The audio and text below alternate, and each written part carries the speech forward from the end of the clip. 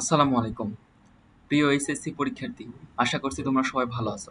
আমি সুমন আহমেদ, পড়াশোনা করছি বাংলা বিভাগ, ইসলামী বিশ্ববিদ্যালয় কুষ্টিয়া। আমি একটা সিরিজের আয়োজন করছি যেখানে আমি পাঠ্য বইয়ের বিভিন্ন অংশ থেকে গুরুত্বপূর্ণ লাইনগুলো দাগাইয়ে তোমাদের সামনে উপস্থাপন করে দিচ্ছি এবং এই অংশ থেকে কিভাবে প্রশ্ন আসে সেটা নিয়ে আলোচনা করছি। যদি তোমরা এই ভিডিওগুলো দেখো তাহলে তোমাদের বইয়ের কোন অংশ থেকে কিভাবে প্রশ্ন আসে সেটা সহজে বুঝতে পারবে এবং সে অনুসারে পড়তে পারবে। আশা করছি এখান থেকে পরীক্ষায় অবশ্যই প্রশ্ন আসবে।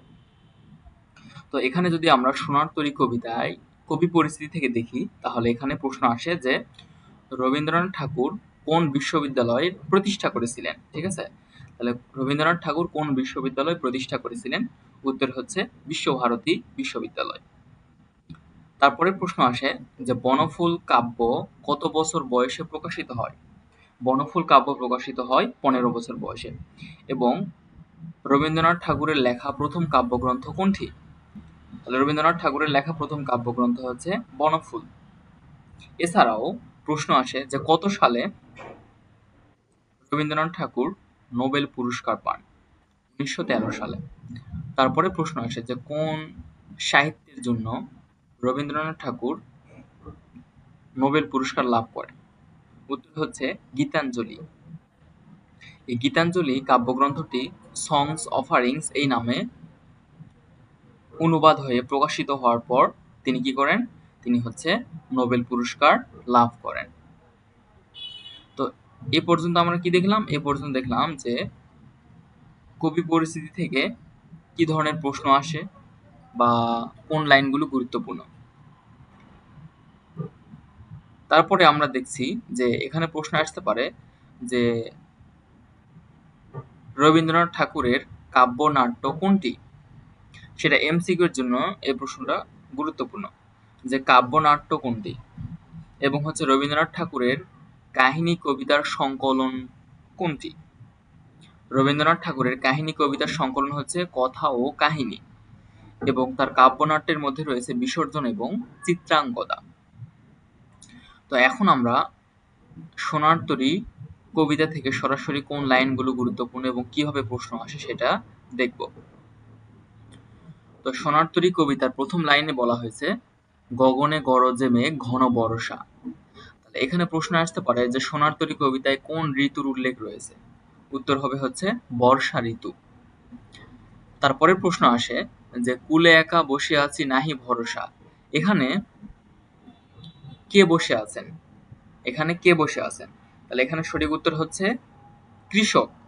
আর এটার হচ্ছে প্রতীকী অর্থে হবে শিল্প স্রষ্টা কবি।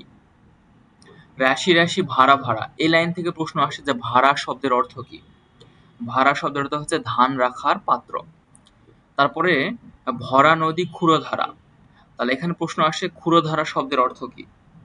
ক্ষুরধারা অর্থ হচ্ছে ক্ষুরের মতো ধারালো এই নদীর যে স্রোত, সেই স্রোতকে প্রকাশ করার জন্য ক্ষুরধারা শব্দটি ব্যবহার করা হয়েছে। তারপর হচ্ছে খরপরশা। খরপরশা শব্দের অর্থ হলো ধারালো বর্ষা। কাটিতে কাটিতে ধান এলো বর্ষা। তাহলে বর্ষা কোন সময় এলো বা কখন এলো? ধান কাটতে কাটতে। তারপরে প্রশ্ন আসে যে বাঁকা জল কিসের প্রতীক? এই যে এই লাইনটা থেকে যে চারিদিকে বাঁকা জল করিছে খেলা, এখন বাঁকা জল কিসের প্রতীক? বাঁকা জল মূলত কালস্রোতের প্রতীক। এটা অবশ্যই মনে রাখতে হবে, গুরুত্বপূর্ণ।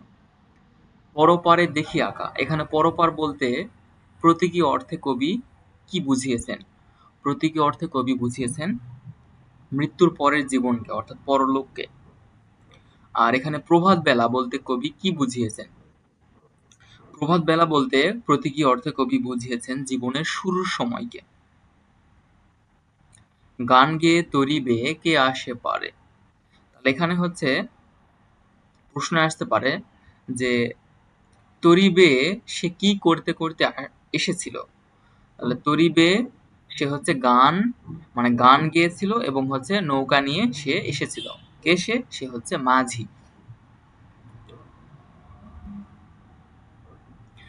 তারপরে প্রশ্ন আসতে পারে যে ঢেউগুলি কেমন ছিল? ঢেউগুলি ছিল হচ্ছে নিরুপায়। দেখে যেন মনে হয় চিনি উহারে। তাহলে এই বাক্য দ্বারা কি প্রকাশ পাচ্ছে? এই বাক্য দ্বারা মূলত সংশয় প্রকাশ পাচ্ছে, মানে সন্দিহান। কবি প্রকৃতপক্ষে তাকে চিনেন কিন্তু চিনেনও না, এই দুটার মাঝামাঝি। মনে হচ্ছে তিনি যেন তাকে চিনেন, কিন্তু সেটা পুরোপুরি নিশ্চিত না। এখানে একটা সন্দেহ প্রকাশ, মানে সংশয় রয়েছে। তুমি কোথা যাও কোন বিদেশে? তাহলে এখানে প্রশ্ন আসে যে বিদেশ দ্বারা কবি মূলত কি বুঝিয়েছেন। আচ্ছা, তারপরে প্রশ্ন আসে যে এখানে সোনার ধান বলতে কি বোঝানো হয়েছে? সোনার ধান বলতে বোঝানো হয়েছে কবির সৃষ্টিকর্মকে, মানে প্রকৃত অর্থে কবির যে সৃষ্টিকর্ম, সেই সৃষ্টিকর্মকে প্রতীকী অর্থে সোনার ধানের মধ্য দিয়ে তুলে ধরা হয়েছে। তারপরে প্রশ্ন আসে যে সোনার তরী কবিতায় কোন মাসের উল্লেখ রয়েছে? শ্রাবণ গগন, মানে শ্রাবণ মাসের যে আকাশ, সে আকাশের কথা এখানে বলা হচ্ছে। তো এ পর্যন্ত আমরা কবিতা থেকে দেখলাম, এখন শব্দার্থ দেখব। তো আমি আগে বলেছি যে ভাড়া মানে ভাড়া শব্দের অর্থ হচ্ছে কি ধান রাখার পাত্র। আর ক্ষুরধারা অর্থ হচ্ছে ক্ষুরের মতো ধারালো স্রোতের যে প্রবাহ। খরপরশা অর্থ হচ্ছে ধারালো বর্ষা। আমি আমি বলতে এখানে অর্থাৎ সোনার তরী কবিতায় আমি কোন অর্থে ব্যবহার হয়েছে? আমি সাধারণ অর্থে কৃষক, আর প্রতীকী অর্থে হচ্ছে শিল্প স্রষ্টা কবি। এখানে আমি আগে বলেছি যে বাঁকা জল মূলত কিসের প্রতীক? বাঁকা জল হচ্ছে কাল স্রোতের প্রতীক। অর্থাৎ জল যেমন প্রবাহিত হয়, সময়ও তেমন কি হয় প্রবাহিত হয়। তরু ছায়া মসি শব্দের অর্থ হচ্ছে গাছের ছায়ায় ঢাকা কালো রঙকে বোঝানো হচ্ছে। তারপরের প্রশ্ন আসে যে মাঝি কিসের প্রতীক? মাঝি মূলত মহাকালের প্রতীক। দেখে যেন মনে হয় চিনি উহারে, এই লাইনের দ্বারা কি প্রকাশ পেয়েছে? সংশয় প্রকাশ পেয়েছে। আর বিদেশ দ্বারা এখানে কি বোঝানো হচ্ছে? চিরায়ত শিল্পলোক। কি প্রকাশ পেয়েছে? কবির হচ্ছে ব্যাকুল অনুনয় প্রকাশ পেয়েছে। আর সোনার ধানের মধ্য দিয়ে কি প্রকাশ পেয়েছে? কৃষকের হচ্ছে শ্রেষ্ঠ ফসল। আর এটা হচ্ছে প্রতীকী অর্থে বা ব্যঞ্জনার্থে সৃষ্টি সম্ভার। এটা একটু বলি যে আমরা হচ্ছে এই পৃথিবী থেকে চলে যাব, কিন্তু আমরা যে সৃষ্টি করব অর্থাৎ আমাদের যে সৃষ্টি, সেই সৃষ্টি কিন্তু পৃথিবীতে রয়ে যাবে।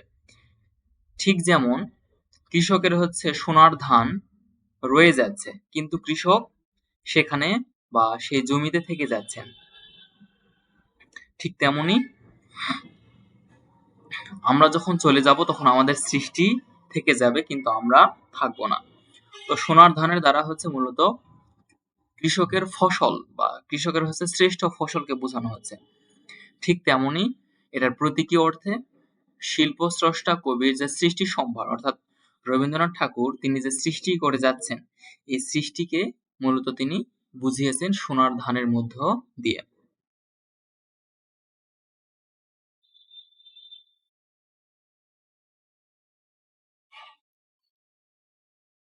আচ্ছা, এখানে কি বোঝানো হচ্ছে যে ঠাঁই নাই ঠাঁই নাই ছোট সে তরী। অর্থাৎ এখানে বোঝানো হচ্ছে যে সোনার তরীতে শুধুমাত্র সৃষ্টিরই স্থান পায়, কোনো ব্যক্তি সত্তা বা শারীরিক অস্তিত্ব সেখানে স্থান পায় না।